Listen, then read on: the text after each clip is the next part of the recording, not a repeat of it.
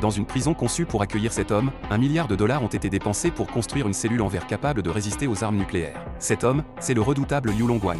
Pourtant, lorsqu'il s'approche du verre, les gardiens de prison se raidissent, le corps tremblant d'appréhension. Aujourd'hui, Liu Longguang a l'intention de sortir faire un tour. Il pose alors sa main sur la vitrée, au moment où le gardien ouvre le feu. Il crée un état de vide.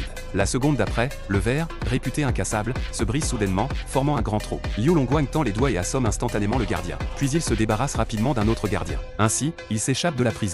À cet instant, le maître d'une arène souterraine de combat, Tokugawa, rencontre Baki. Il lui révèle qu'un événement incroyable s'est produit, le même jour. 5 prisonniers condamnés à mort se sont échappés simultanément de prisons situées dans différents pays. Dans une prison maritime américaine, un géant mesurant près de 2 mètres se rend à l'échafaud. Avant l'exécution, le prêtre lui demande s'il a un dernier mot. Dorian sourit et répond qu'il souhaite connaître le goût de l'échec.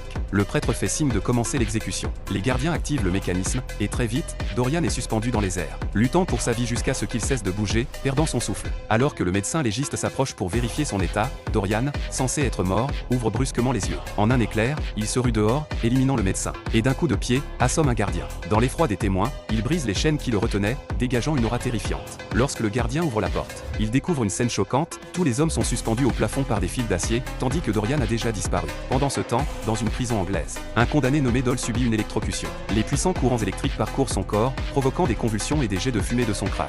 Peu de temps après, Dole cesse de montrer des signes de vie. Alors que le directeur de la prison s'approche pour inspecter la situation, une scène incroyable se déroule. Dole, au lieu de succomber à la torture, parvient à se libérer de ses entraves et attaque 2 gardiens en les frappant la tête l'un contre l'autre. Quand le directeur sort son arme pour attaquer Dole, celui-ci frappe si rapidement qu'il dépasse la vitesse de la balle. En voyant le directeur voler au loin, Dole s'échappe ainsi de la prison. Au même moment, dans une prison souterraine russe, à 1000 mètres de profondeur dans une base de lancement de missiles, le condamné Sokol parvient à escalader la paroi lisse à main nue. Dans le blizzard, il marche seul vers sa destination. En entendant cela, Baki réalise qu'il ne s'agit pas d'une simple évasion, mais que ces hommes partagent un but commun. Pendant ce temps, 2 autres condamnés commencent également à agir. Le monstre Spike se glisse furtivement dans la ventilation, tue brutalement son avocat venu le voir, lui arrache une dent en or, et utilise cette dent pour s'évader d'une prison sous-marine située à 10 000 mètres sous la surface. Une fois sur la terre ferme, il élimine instantanément tous les gardes côtiers. Enfin, le dernier homme, bien que de petite taille, est le plus dangereux des 5, Liu Longguang.